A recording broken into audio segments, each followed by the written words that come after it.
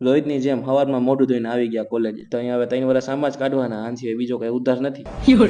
પછી હવે લેક્ચરમાં કંટાળો આવતો હતો એટલે અધવચ્ચે મેં ચાલુ કરી નાખી ટોમ એન્ડ જેરી. ઈ તો કાંઈ નો કે આ બીજી બાજુ તો 2 જણા ગેમ રમવા માંડ્યા. બોલો ધીનો કરો નકર તમારો બાપ લોનું લીધેલા કારખાના વેચાઈ જાય છે ભાઈ. બ્રેક પડો નથી કે ભૂખ લાગી નથી એટલે અમે બધા આવી ગયા અત્યારે કેન્ટીનમાં નાસ્તો કરવા. બસ તો હવે બહુ ભણ્યા પછી અત્યારે છૂટી ગઈ અને જાય હી ઘરે. અરે એની માસીને આઈ જતા જાય કિડનેપ કરવા, 2-3 ટાબર એને તો ખેંચી જ લેવા. જો કોલેજથી છૂટતા જુઓ ને મારો ભાઈ નીકળી ગયા ગામમાં એક કામ પતાવવા. કામ બીજું કઈ નતું, ખાલી આ બાઇકમાં નંબર પ્લેટ નખા જવાની હતી. આ કામનું તો ખાલી એક બાનું હે. આ તો ભેગા ભેગી એક ચક્કર મરાઈ જાય ને ગામમાં, તો ચક્કરમાં તો એ તું યાર હવે ટાણે આડો હાથ નાખવા, આને વિડીયો બનાવતો ત્યારે જ આડા હાથ નાખવા હોય. કઈ ને તો કઈ નહીં, મારા ભાઈબંધને હું હોઈ ગયું ને એના ફોન નું કવર બહાર નાખ્યું. બોલો આને હરખાઈ હો. પણ પછી હવે આમ બધે રમવા માંડ્યા હતા રાતે બેડમિન્ટન, અને કે ભાઈ રેવા દે ને તાર કીધે ફૂલે નથી મરાતું. થોડી પાંજરા વાળા હાકળ નથી બાગ છૂટા. मौसम तो ऐसा लग रहा है दिल गार्डन गार्डन हो रहा है, बहुत मजा आ रहा है यहाँ पे.